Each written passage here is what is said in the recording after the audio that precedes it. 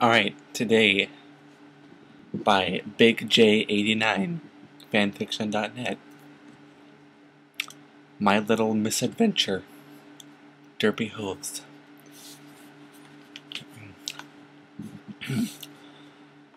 No pony ever knew Derpy Hooves personally.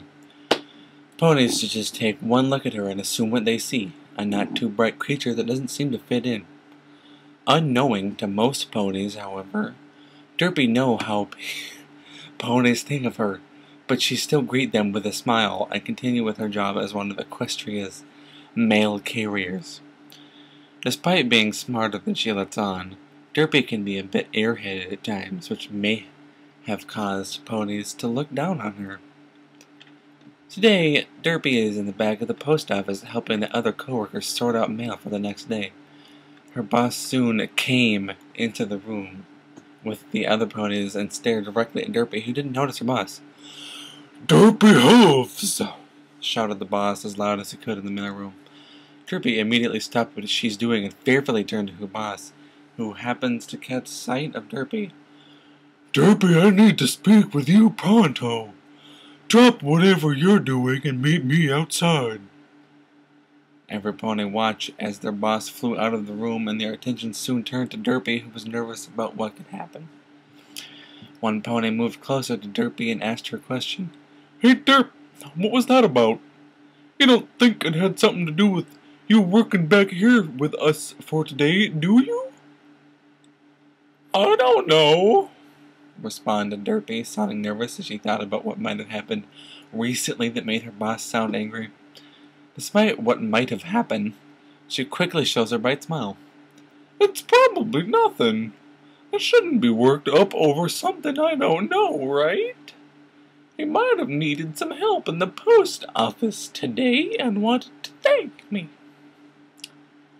Without wasting another second, Derpy walked out of the room where her boss was waiting for her.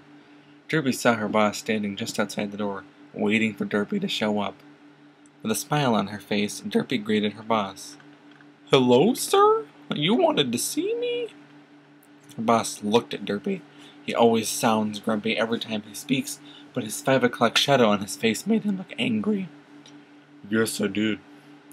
Did you know why you've been working in the back with the other co-workers instead of delivering mail to the other ponies in Ponyville?" Derpy thought about the question and came up with the most likely answer she could think of. "Because you needed some help in here since you have a lot of mail?" "Not exactly. We've been receiving complaints from different ponies about destroyed packages and you crashing into their homes on occasions." Derpy do recall such unfortunate incidents happening around her and the packages she delivers. "Wait, you don't think I meant to do all those things, did you?" "Of course not. I know you're a good person, but we can't handle any more complaints. Even Princess Celestia has been growing concerned with us." "Wait, the princess?" Oh, excuse me. "Wait! The princess?" shouted Derpy. Can't believe that her mess-ups caused trouble for every pony she works with. "Look, Derpy, I've been thinking about this, and I've decided to give you one more chance to redeem yourself." Derpy looked at her boss with a smile, more than ready to prove herself. "Thank you, Boxy. Wait, Derpy." "Shit. I'm not finished yet," interrupted the boss. "If you mess up one time with this one delivery, then I have to let you go." Derpy thought about the horrors of not being able to afford her favorite food.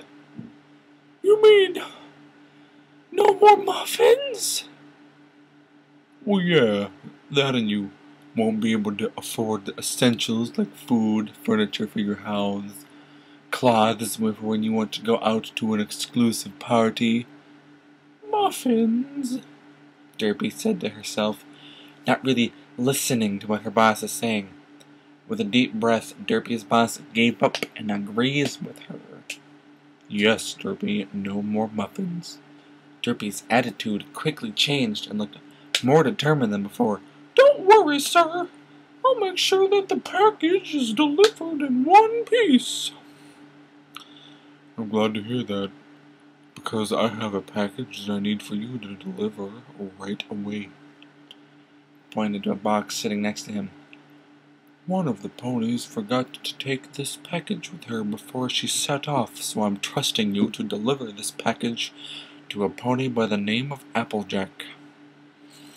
Just drop this off in Sweet Apple Acers and come straight back, understand? Derpy salutes her boss in military fashion before responding. Yes, sir. I'll be right back before you know that I'm gone. Derpy grabbed a bag from behind her, grabbed a huge package, and tries to fit it in the bag. Wait, where did that bag come from? And why are you trying to fit that package in that small bag? Just find a bigger... Done!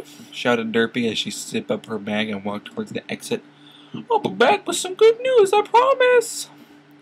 Derpy soon flew off, leaving Boxy extremely confused on what he just saw. How does she do that? Derpy flew down high speed, determined to keep her job. Flew towards the address in high speed, making sure that nothing distracts her. Gotta stay focused. Gotta stay focused. I can't let anything disrupt my focus. Nothing will distract me from delivering this package. I will. Oh, Sugar Cube Corner! Derpy immediately forgotten about the package as she flew towards the building with various decorations of sweets. Derpy roughly landed on a flower bed by accident, but that doesn't stop her from running into the shop looking for some freshly baked muffins. Hello? Is any pony in here? Derpy shouted, but no pony answered. Saddened, Derpy turned around, ready to leave, until a pink pony suddenly appeared, startling Derpy. Excuse me, let me get my pinky voice.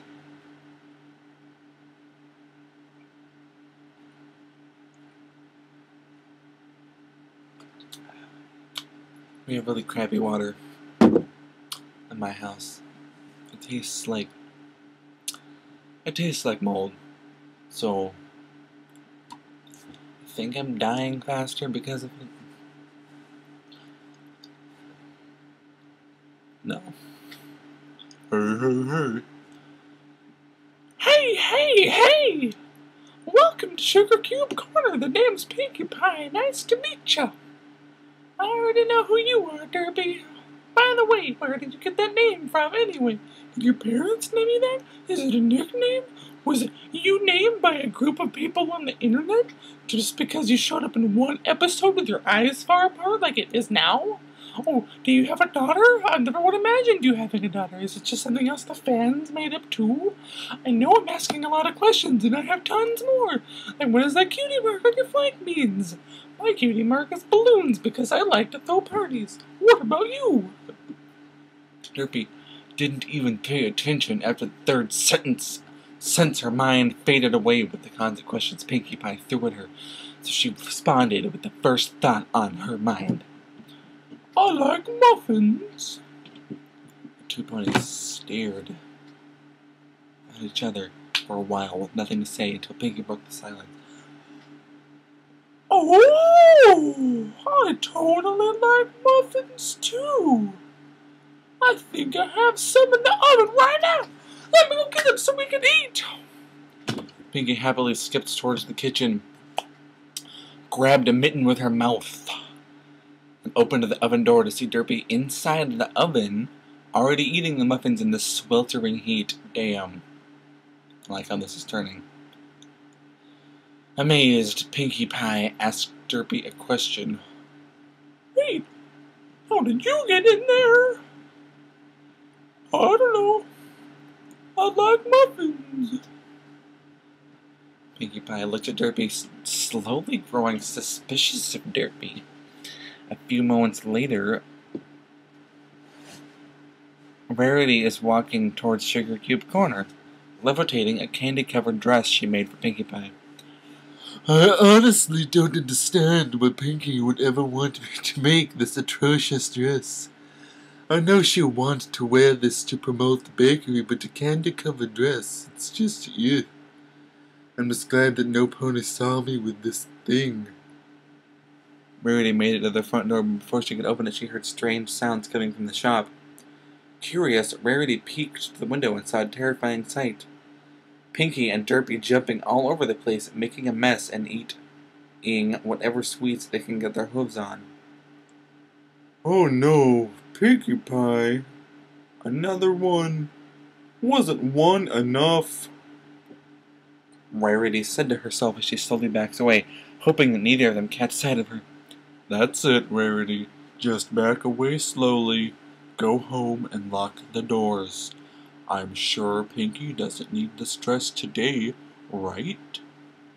Not watching where she was going, she bumped onto something warm, and it was breathing down her back. Rarity slowly turned around and saw the same two people she was trying to avoid. Hey, Rarity! Said Pinky as she hops around Rarity. Derpy also joined Pinky for no good reason, much to Rarity's dismay. As hard as it was, Rarity tries to put on a straight face.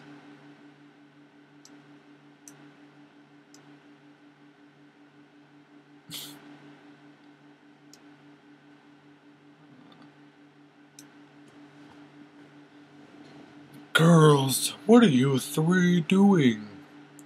We all gonna die! Shouted the small pony with a ribbon on her head. Apple Bloom? Yeah, that's a great voice. Never paying into the situation before, Derpy naturally began to panic and searched her bag for something that could slow the cart down. Did I miss something? Oh, okay. Derpy left. Apple Bloom, maybe. It's a cliff! Sorry, it's a cliff! It's a cliff! Shouted the purple-haired pony. Derpy panicked even more and searched in her bag until she found the package she was supposed to deliver. Desperate, Derpy ripped open the huge package within the bag to reveal a plow. Oh no! What am I supposed to do with... An idea came to her head. Quickly, she jumped into the cart and put the three-bladed plow in front of the cart in an attempt to slow it down. Amazingly enough, it seemed to be working as rocks began... Oh, the CMC is here. To build up in front of the cart, and in a rare case, Derpy was so intent on saving the children, their eyes were straight throughout the rescue. The three little girls scream as the cart moves closer to the cliff, but Derpy was determined to stop the cart. Seconds later, the cart gradually slowed down to a halt as they were inches away to certain doom. All the girls breathed. A few moments later, all four ponies made them down the mountain safely, grateful to survive. Thanks for saving us. Oh, sorry. Thanks for saving us, ma'am. Sorry about your package, though, said the purple-haired pony, and Derpy turned to them with a smile. That's okay. These things happen. Not very often, I'm sure, but it does. Who are you three, and what were you three doing up there? The three little ponies looked at each other and smiled.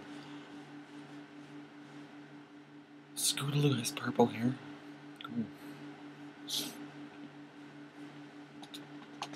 I'm Scootaloo, said the purple-haired pony. I'm Sweetie Belle, said the white pony.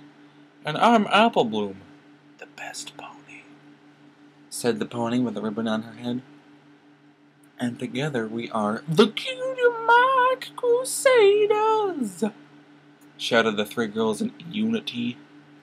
Scootaloo looked up at the mountain as she begins her story. We went up there because we thought it would be cool to earn our cutie marks. Wow. It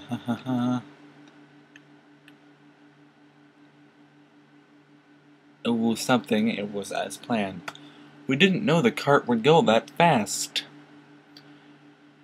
Derpy couldn't believe these three young girls accomplished such a feat as climbing a huge mountain. Wow, that's pretty impressive, You shouldn't do such dangerous things like that. It was a good thing I was nearby when you three went down that mountain. You three should just stick with what you know and let your cutie mark come naturally like every pony else. Scootaloo groans as she hears the same phrase she heard many times before. But we want it now. Apple Bloom then noticed Derpy's cutie mark on your flank. Excuse me, miss, can I ask you something? How did you get your cutie mark? Derpy looked at her cutie mark, but she couldn't think of anything specific happening that caused it to appear. I don't know, I just showed up when I started working at the post office. The post office?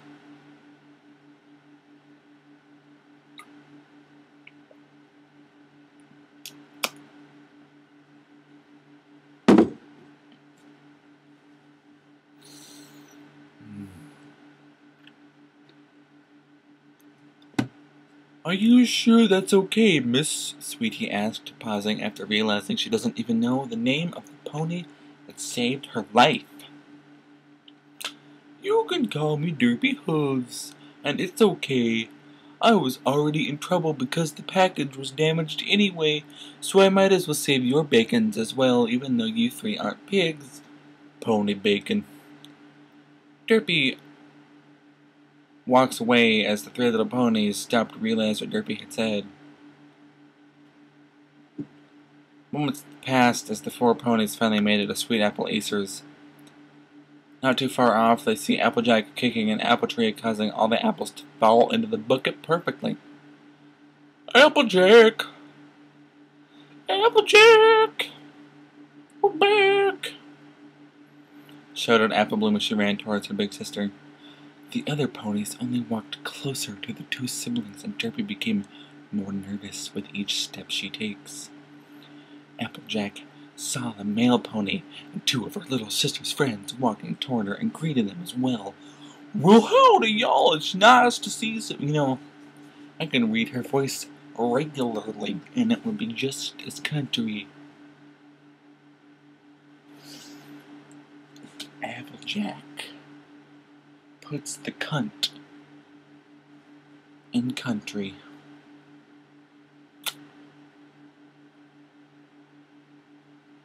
Hey, Applejack!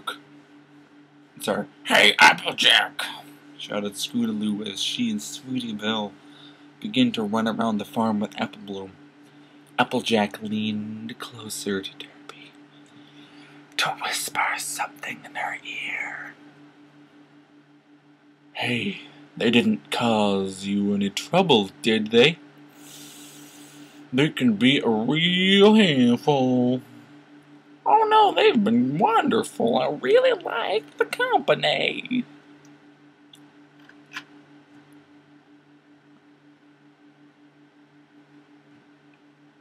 If you're Boxy, if you're Applejack, then we apologize about what happened to your package.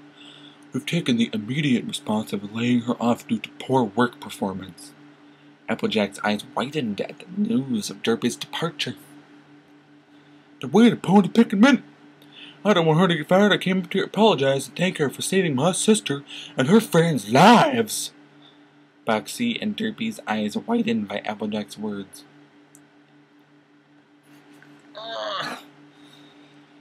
I'm sorry, ma'am, but are you talking about the same pony that was supposed to deliver your package? Asked Boxy, not convinced that Derpy is capable of saving any pony's life. I reckon that's her, all right. My sister told me how Derpy had to use the plow I've ordered to save her life, and how she was promised to keep it a secret. What I don't get from this is why Derpy here didn't want me to know about what happened. Every pony looked at Derpy to hear her answer. I did it because I promised that I'll deliver the package to you safely, and since I wasn't able to, an apple balloon said how angry you'll get on all of them. We made a promise to...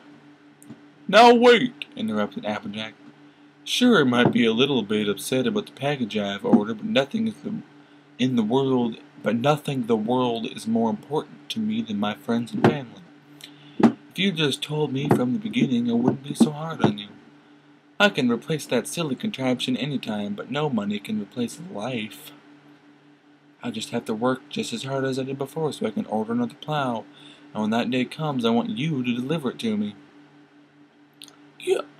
You really want me to deliver it for you?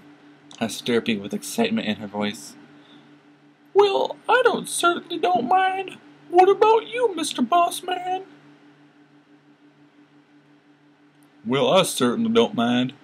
What about you, Mr. Bossman? Questioned Applejack, turning all attention to Boxy. He looked at the two girls on the balloon and Derpy, who's giving him the puppy dog blowjob, even though her eyes is going in all directions. Feeling pressure, Boxy caved into their demand. Fine. Derpy can have her job back. Derpy smiles at her boss, thankful for the ponies to help make it possible to keep the job she loves so much. Thank you so much, sir. I promise I'll work twice as hard and be super careful this time, I promise. Oh, Pinky. I'm really happy for you, Derpy, says Pinky as she jumps off the balloon. Pinkie Pie! No! Shouted Applejack. But strangely enough, Pinky landed on the clouds to join Derpy as they danced in celebration, causing every pony except for Derpy Jaws. Derpy Jaws! Dun, dun, dun, dun, dun, dun. How in Equestria are you standing on the cloud? Said Boxy in amazement. Pinky stopped dancing for a moment and looked around. She simply shrugged and responded, I don't know. I just drank so much of Derpy's lesbo juice that I guess it just seeped into me, and now I can walk on clouds. Boxy sighed heavily. See? I really need to consider retirement.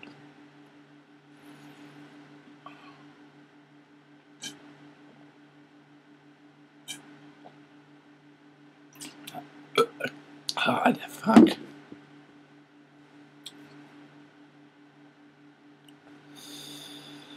Alright. She didn't deliver the plow. And she still gets her job. I'm down. It's cool that Boxy is willing to give her another chance.